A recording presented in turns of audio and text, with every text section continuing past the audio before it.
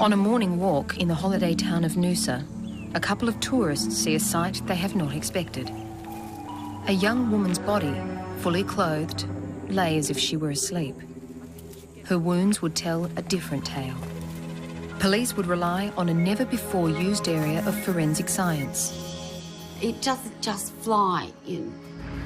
It has to be transported by something. To convict the most cunning of killers.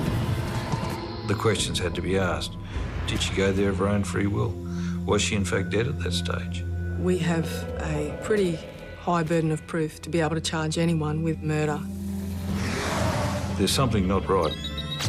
There's something amiss with this whole picture. We put it there because it facilitates the grander scheme of committing the perfect murder. Every single one of us knew that it was him.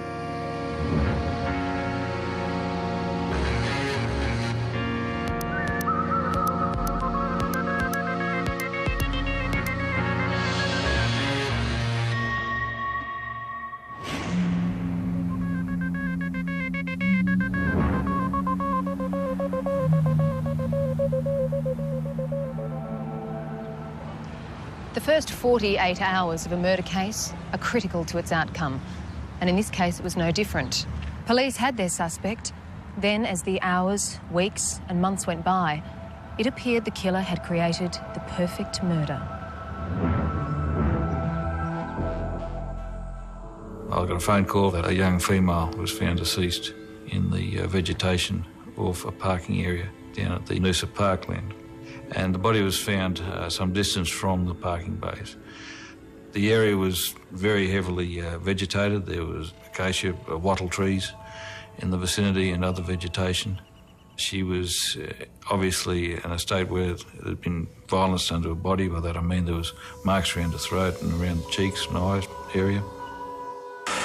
The body was discovered by a group of holidaymakers at about 8:30 this morning, lying in bushes only a few hundred metres from the beachfront. Police say it's unlikely the body had been there longer than the early hours of this morning. It appeared she'd been bashed and strangled. Here we have one of the top holiday destinations in Australia, if not possibly the world. And we have a crime of such violence, of such propensity to cause harm to another human being in what should be an idyllic environment and an idyllic lifestyle that goes with it. As far as what may have caused her to be at this location, you go through all the scenarios that are conceivable. Has she been down there? Was she attacked at the beach or the riverfront? Was she assaulted in the city area? Was her body dumped there? Noosa being a big tourist destination, you wonder whether she's met foul play after meeting someone at a nightclub, whether she's gone out for a night on the town and met someone and something tragic's happened, and it's occurred pretty much close to where her body was found. There was all sorts of perambulations that go through your mind as to how this has happened, and obviously you can't discount anything. At that stage, it was a matter of gathering all of the scientific evidence that's present at the scene and cording the scene off so that this can be conducted by the scientific staff. We bag the hands up and lock them down so that anything that falls off the fingers or off the nails is found in the bags at the morgue. There are a number of what we call tape lifts collected that's from the clothing on the body to see whether or not there was any fibres or hairs there that may have been associated with an offender. Your examination is minute. Tyres, footprints, anything at all. Remember, it's a sandy location and it's very difficult at times to get these sorts of impressions. But those things become very important in the examination of a crime scene. A number of shoe impressions were found along the public track to where the body was found. But the prints were not the only possible link back to the killer. Soil and vegetation were also gathered in the hope that if they found their offender, it would place him or her at the scene. Initially, the main focus is to identify the person or the body. There was no identification on her. There were a number of tattoos and a significant amount of earrings in her ears. The tattooed names she had, Michael and Corey, obviously was a very, very important clue to the puzzle, as it were, as to who she was. The descriptions of the deceased were given to the media and it was broadcast so members of the public might be able to recognise who the deceased was and try and identify her. The investigation hit an early hurdle when police discovered the victim was carrying no identification. The woman is in her mid to late 20s with shoulder-length brown hair. She's dressed in a red coloured pair of jeans, a dark coloured top, and she's got a number of tattoos. The woman also had numerous earrings in both ears and a distinctive S-shaped silver ring. Anyone with information is asked to contact Crime Stoppers or Noosa Police. As a result of that, people came forward from the Gympie area who had recognised those tattoos and piercings of a lady that they'd known. Gympie was an hour's drive north of Noosa. I was surprised it was Gympie area. I thought it would be more a local girl. I still thought that perhaps the nightclub scenario was possibly what had occurred, that she'd been to a nightclub and possibly met with foul play after that. So travelling up to Gympie, it was put another angle on the investigation, was what's going to happen now? Who is this girl? And what are these people going to tell us? When a call went out to the public to help in identifying the tattooed body of a woman found in Noosa, the police received an immediate response. There were people in Gympie that thought that they knew the identity of the deceased female.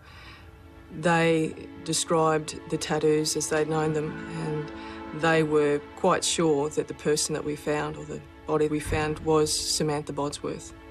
Obviously, the formal identification hadn't been made. They asked us to go with them to Brisbane to identify or see if it was our daughter. But I think from our description of her and the body that they had retrieved, I think that it was almost a formality. They virtually knew that our daughter was the one in the morgue. I did in my head, but not in my heart. And as soon as I saw it was Sam, I just had to hug her even though she wasn't there, stupidly trying to warm her up even when you know a person's dead.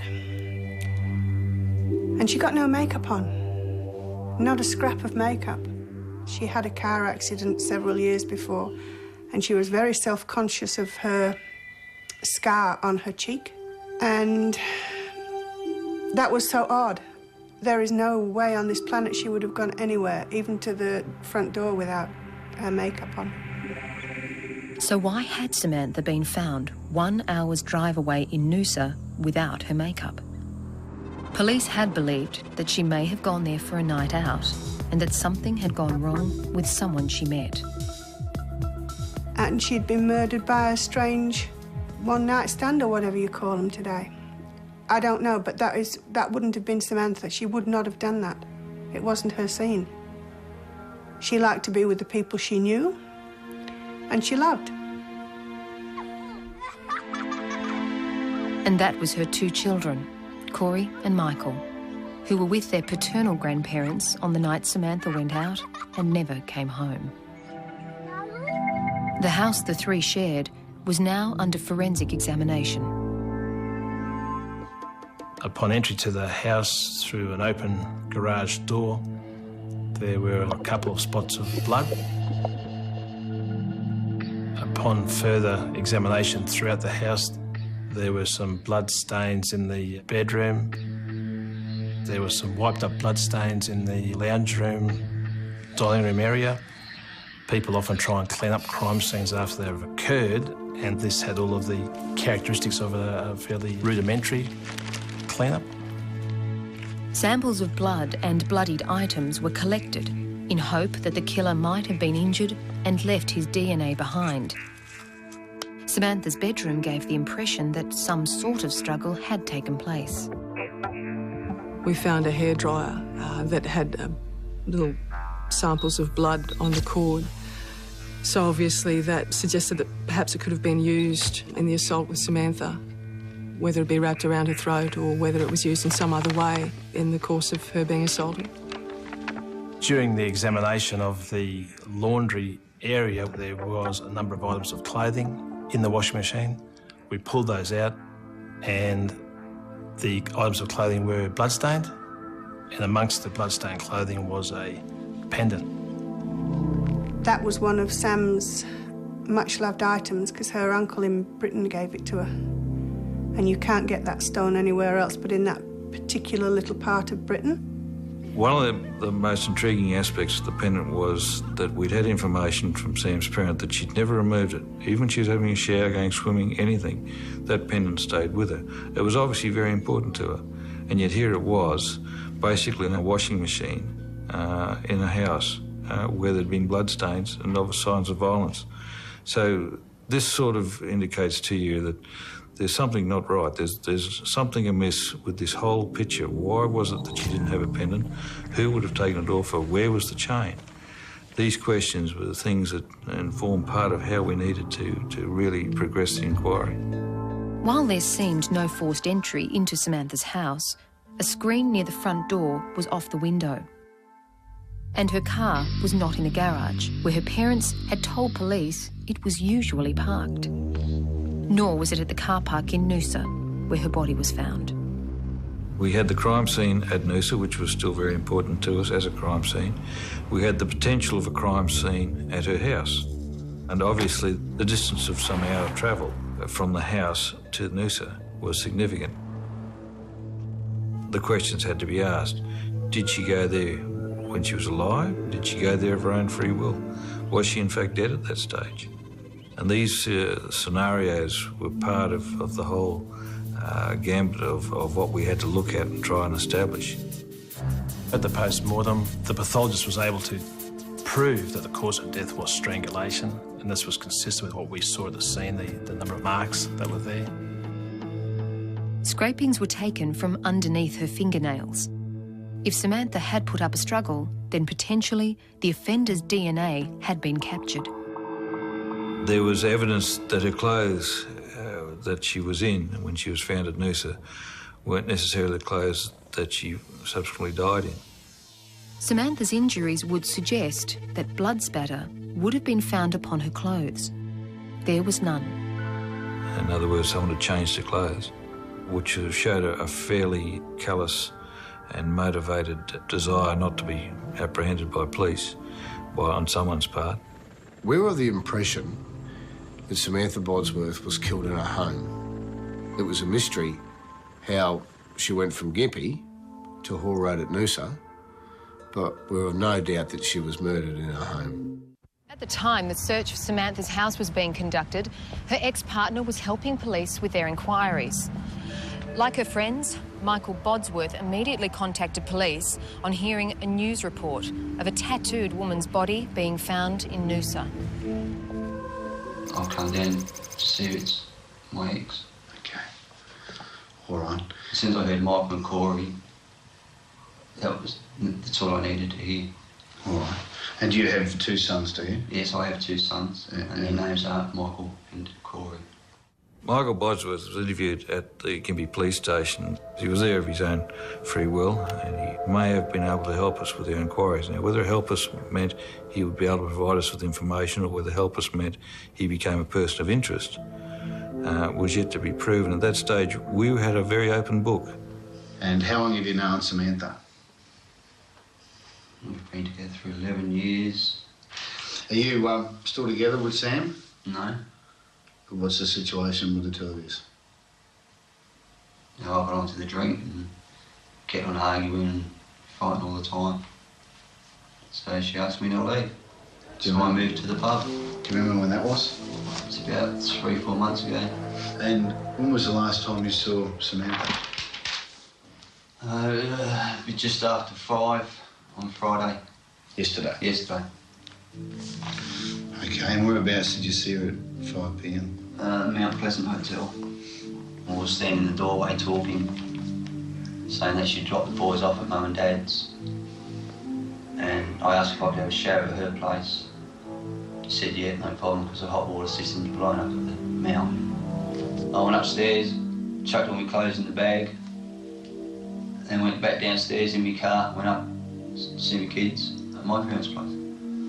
In the lengthy interview, Michael Bodsworth detailed everything he did in the entire 24 hours from the time he saw Samantha. And what time did you leave your mum and dad's place? We got up at 6, then I went to Woolies. Why'd you go there? Get smokes. What sort of smokes you bought? Long Beach. Did you get a receipt at all from Woolworths? Yeah. Do you have that receipt with you? No, it's at my room. All right. Do you know what time the purchase was made? 18:44 on there. How are you able to say what the time was on the docket? Because he got it written on the docket. Did you look at the docket and see? No, I always check the docket. Do you always check the time on the docket? Yeah. Okay. That's the only way I get to tell the time. I don't wear a watch. Oh, okay. Then I rang Sam and told him the car wouldn't start. What was wrong with your car? The battery terminals are a bit dicky. So I rang Sam. She said she'll come and get me. And then she rang me back and she locked herself out the house. At what stage was that? That was, she was coming to get me. She walked out to her car and she locked herself out the house because she didn't pick her keys up. I told her that she'll have to try and break in somehow. He says that's the last he saw or spoke with Samantha, and that he waited for a small period of time before beginning to walk to her house. What's happened when you got to Sam's place? There was a couple doors up. There was no car, no Sam, no nothing. Were there any lights inside the house? No lights, no nothing. He's then walked all the way back to his car at the car park, managed to get it started, and then simply driven back to the Mount Pleasant Hotel, where he's gone, had a shower, changed his clothes, and gone downstairs to have a drink at the bar. Can you give us any explanation as to what she would be doing at Noosa Heads? She wouldn't be. Do you ever go down there together? No. Has she ever gone down there on her own? Not as far as I know. And were you at Noosa Heads last night? No. Did you travel south of Gympie at all last night? No, I didn't go anywhere out of Gympie last night. He's then consented for us to go to his unit, which was on top of the Mount Pleasant Hotel, to have a look at his room, to conduct scientific investigations and to seize the article of clothing that he said that he was wearing the night before. When we went to the Mount Pleasant Hotel, I was aware that there are a number of patrons at the bar drinking. There's the mongrel bastard there! I wouldn't call it a lynch mob mentality. There was certainly a lot of people in the bar that night that did know Samantha, that had perhaps formed an opinion by that stage as who they believe may have been responsible for it. The person making most of the accusations was Scott Knowles. That Saturday evening, because we just found out that we'd lost Sam, there was a lot of anger with a lot of people because she was so well loved. My anger was at boiling point because of my suspicions that Michael had done it. Scott Knowles was Samantha's new boyfriend. Sam and my relationship developed 2 months after they'd split up. We always got on well together and we just enjoyed one another's company. Michael Bodsworth had mentioned this relationship in his interview. Yeah, I still love her, yeah. Was it fair to say that perhaps under those circumstances you may have felt a bit of jealousy? No. I felt a bit hurt because the boys had seen him in the bed, but Sam swore black and blue that she's not sleeping with him or she's not having sex with him or anything of the nature, and I believe her. So would you have any problems at all if they did have a relationship together? No, not at all. If he moved in? He can move in there, that's fine. To your knowledge, had Sam and Scotty ever had any arguments? No, I don't think so.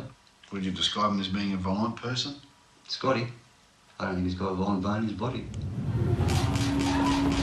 Scott Knowles seemed to be very emotional, and I think at one occasion he may have had to have been restrained by a friend because he was very upset. So we obviously wanted to avoid confrontation and just took Michael straight upstairs. Scientific and sense of crime officers then made examination of his room, took photographs, and he gave us clothing items that he said he wore the night before, which he had washed and were hanging on the line outside of his unit.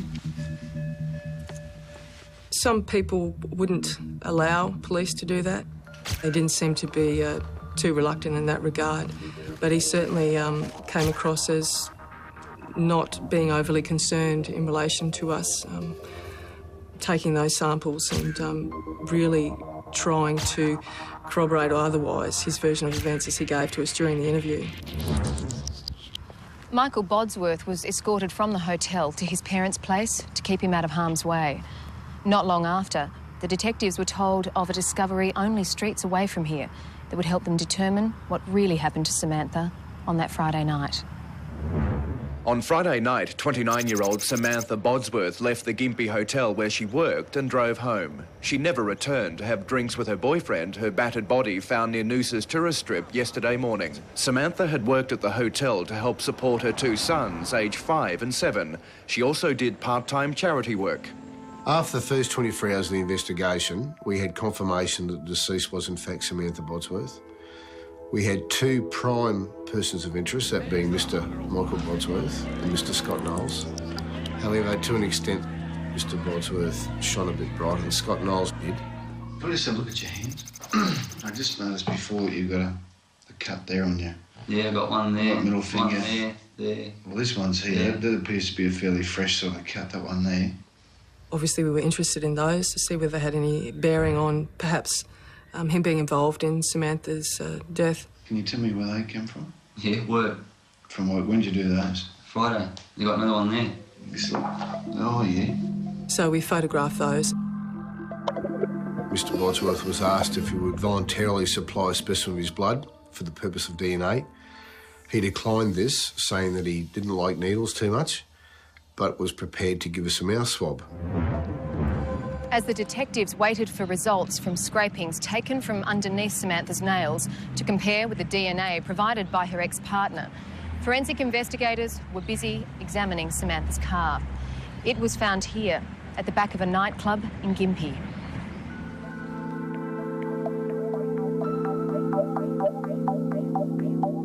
There were a number of flowers and bits of leaf and bark and other vegetative type items on the driver's seat and on the driver's floor.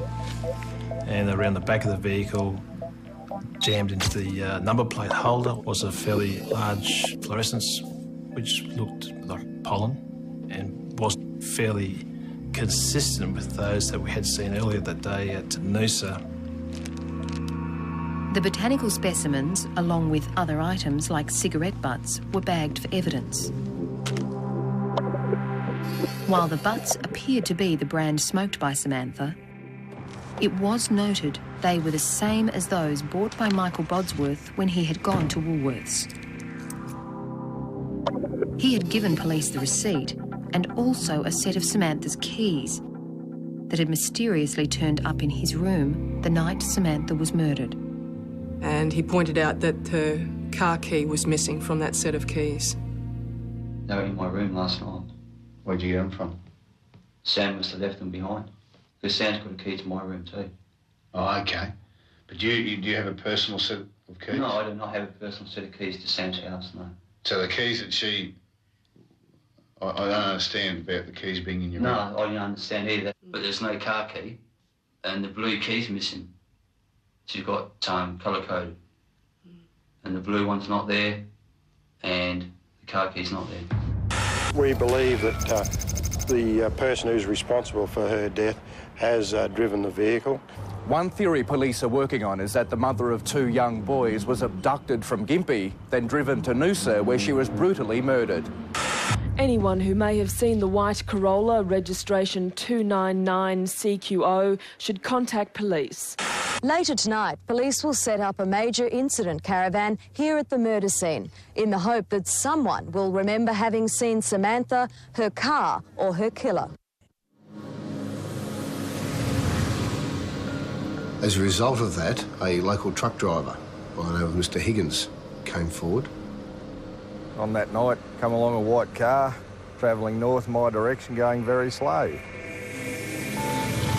Got past him in the end and up the next hill he passed me again and got stuck behind him again, so I noticed it a bit more. The truck driver, Mr Higgins, was adamant that the registration number was exactly the same as the deceased and it was her vehicle that he sighted on the highway. While the truck driver did not get a good look at the driver or notice if there was a passenger, it was clear that whoever had driven Samantha's car had placed it back at the car park in Gympie for a very specific reason. I think that Mr Bodsworth put it there because it facilitates part of the grander scheme and his idea of committing the perfect murder. We wanted to interview and speak to as many people as possible that could help us either corroborate Michael's version of the events or disprove it. I was coming down the stairs at the Mount Pleasant Hotel and down the bottom there was Sam and Michael talking and they were very loud. I wasn't quite sure what they were talking about, but they were doing a lot of arguments lately since he moved into the hotel. Whoever she spoke to in the pub, any male, Michael would be right onto him, you know, or it'd be fist up or whatever, and he'd grab her arm and things like that. I mean, they did have quite a few arguments. While Pauline was able to confirm Michael's story about the hot water system not working, it was the information she gave police about what he did on Saturday that was proving of great interest. He said, I want to do a basket full of washing. He never did any washing because Sam always did his washing. She'll come through, she'll clean up my room and she'll take my washing home or she'll ask me to bring the washing around. And that wasn't the only strange thing he did. When he had the kids, he used to take them places, you know. He'd take them to Big Pineapple or he'd take them for a drive somewhere, you know, but that particular day he just stayed at the hotel all day, asking all the time, where's Sam? And there was more. Mr Bodsworth was inquiring with persons at the Mount Pleasant Hotel as to what the time on the Woolworths receipt meant. And he was questioning people as to what that is in normal time. Do you know what time the purchase was made? 18:44 on there. Do you always check the time on the document? Yeah. Okay. That's the only way I get to tell the time. I don't wear a watch. Oh, okay. I thought that was very odd that he was saying that he had a receipt for cigarettes because you wouldn't go around telling people that you'd just bought cigarettes and the time of it, you know. The receipt, the keys, the washing, the broken down car. Walking to and from Samantha's place were all suspicious. But the police could not discredit Michael Bodsworth's version of events. He had a pretty well-constructed alibi. That led us to believe that he was either very confident, innocent, or possibly trying to convince the police that he was removing himself from this investigation and being a suspect. We're waiting for information to come to us from our pathologists to try and give us some sort of direction as to where we need to go with this investigation. Well, it can't be easy. In the meantime, the detectives were about to put their faith in the power of a psychic. Well, you know, I've had Sam coming in.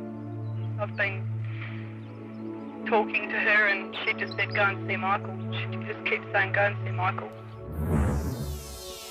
A week after Samantha's murder, police had one hot suspect, but no evidence to arrest him. Every day that goes by, that frustration increases, that feeling of inability to successfully finalise a chapter in a very, very sad story.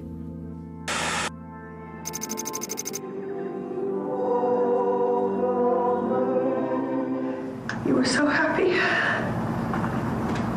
And now, so tragically gone from us. But your love and our memory of you will be in our hearts always. A mother's words of sorrow as the tears flow in memory of Samantha Bodsworth. 100 people have packed the chapel at the Kalula Coast Crematorium to pay their final tribute. They vowed to never forget 29-year-old Samantha and to make sure her spirit lives on for the two boys she left behind. The fact that no one had been arrested was very frustrating, especially for Sam's parents. There was no closure. Michael was still free. Unfortunately, the police didn't have anything to get him with straight away. We weren't in a position to alleviate the Hall's pain. We weren't in a position to say, yes, we've been able to arrest anyone, for this offence, because there was no evidence. A number of persons came forward to assist us in the investigation. One of those being Patricia Kelly, who was known to both Samantha and Michael. She's a tarot card reader, and she believed through previous readings with both of them that she had formed almost a bond with Michael. She believed that if Michael had done it, then she thought there was a chance that he might tell her. Have you been? Oh, getting it. Yeah. Got to stay out of the way of the lynch mob for a while. With Pat's permission, she wore a recording device on her person and arranged to meet Michael in a park in Gympie to try and see whether she could get any information out of him that would prove that his version that he gave police was untruthful, and to see whether he would ultimately confess to her that he killed Samantha. Well, you know, I've had Sam coming in. I've been talking to her and she just said, go and see Michael. She just keeps saying, go and see Michael. And I put the cards out and they weren't good. And it didn't look good for you, so whether it's Nothing's been looking fucking good for me, so... I know. But she keeps pointing the finger at you, Michael, I have to tell you that.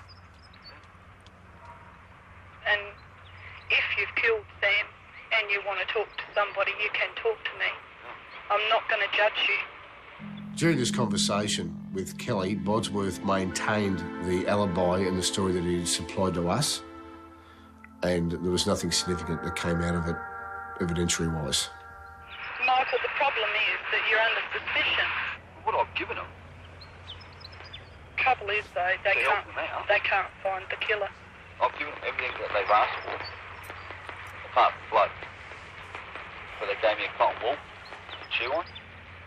Well, to get saliva or something. Yeah. And they said, oh, yeah, we're going to do DNA. I said, yeah, well, that's fine. You'll find my DNA, Sam. I just fucking lived there. Those results were now back.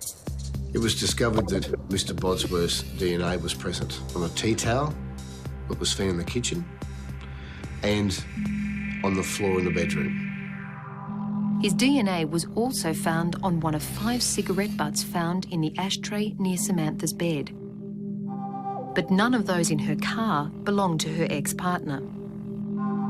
The post-mortem pathology reports were a different matter.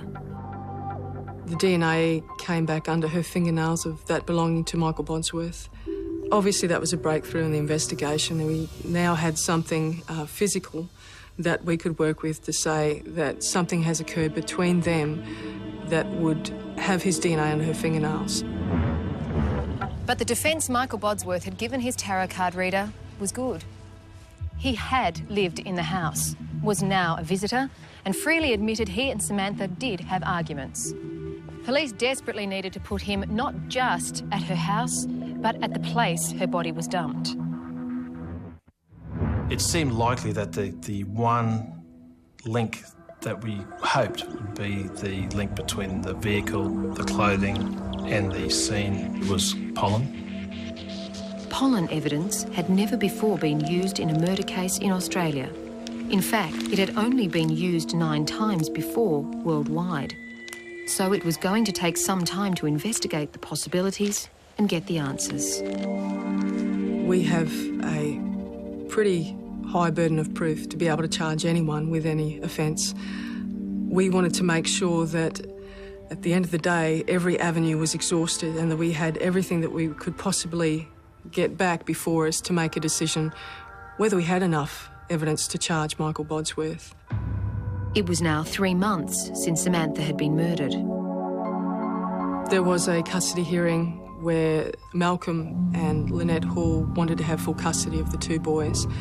In their mind, Michael was responsible for Samantha's death, and they didn't want him to have custody of her children.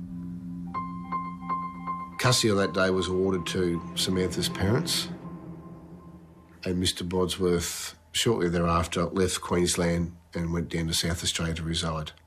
When Michael Bodsworth went to Adelaide, when he lost custody of the children, we were very sceptical then whether we would get him. I was terrified he would get away with it, because that meant I would have to use other resources that I don't know if I could live with. But we wanted to try and let the law take its course. Before going, Michael Bodsworth left a further statement of his innocence. A cross had been placed at the entrance to the car park in Hall Road, where Samantha's body was found.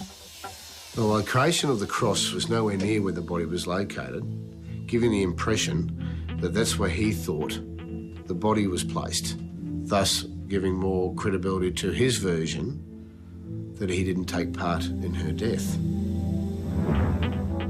Samantha Bodsworth's body was found among flowering acacia, or wattle trees. Samples had been routinely taken. When her car was located, pollen was also found in and outside of the vehicle. Police also had in their possession the washed clothes that Michael Bodsworth wore the night Samantha disappeared.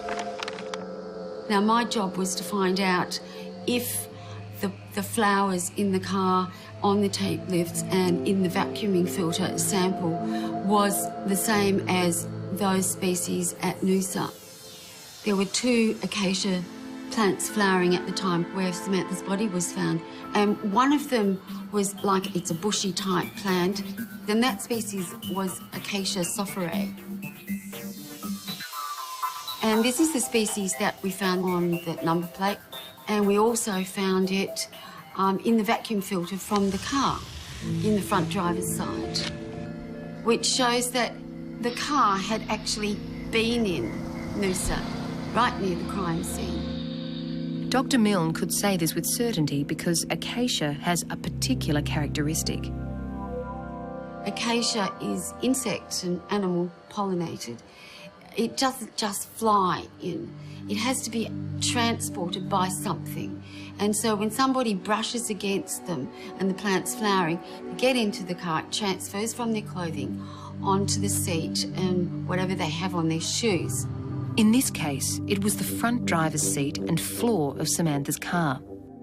Interestingly, the subject was brought up in the interview police conducted with Michael Bodsworth on the day Samantha's body was found. Have you ever been in Sam's car? When was the last time in Sam's car? About a week ago, I think. Whereabouts in the car were you seated? Passenger. Front or back? Front. Okay, have you ever been in the driver's seat of that vehicle? No. So if Bodsworth was the guilty person, then we would expect to find some of that particular acacia pollen from Acacia sopherae on his clothing that would then put him into the car. Now, as I understand, his clothing was actually washed after the murder and before the police picked them up. So instead of thousands of pollen grains from acacia on there, there were only a few. But it was enough. The clothes Michael Bodsworth wore that night were of a coarse texture and became a pollen trap. One wash couldn't rid the tiny microscopic evidence that had now put him at the place Samantha was dumped. However, before they could make an arrest, the police wanted to do one last check.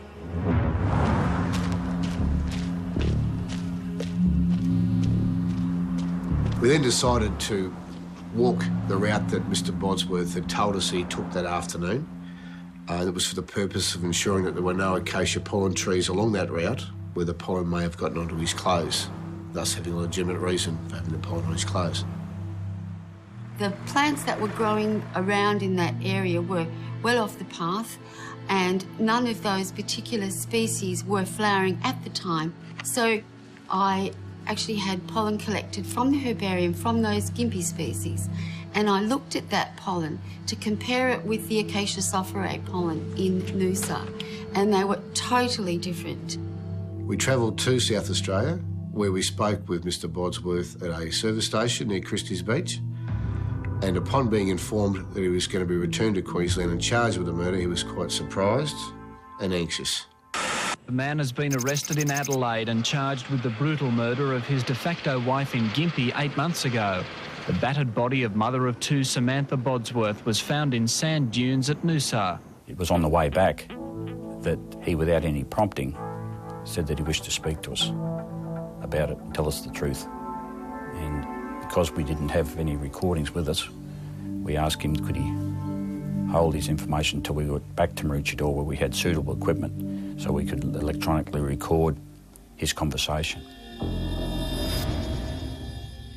All right, well, as I said before, what do you wish to tell us?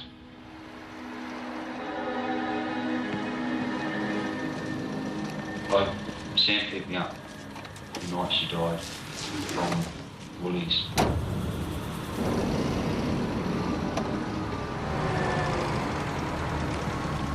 When we got back to her place, because I was going to have a shower in it there.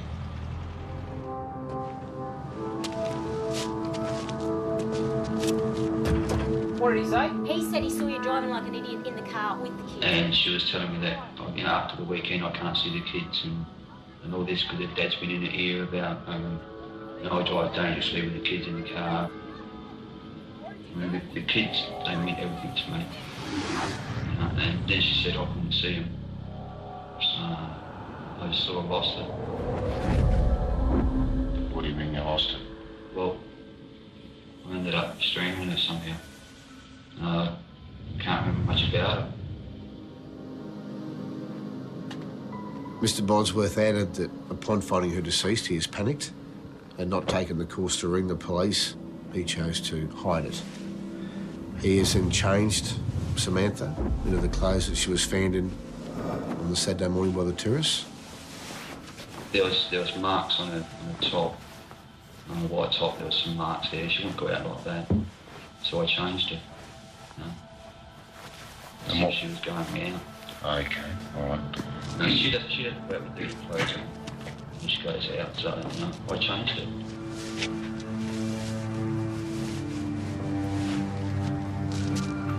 Whereabouts in the vehicle did you put her? Front passenger seat. Okay. Why'd you do that? Because if I drive, that's where she always sits.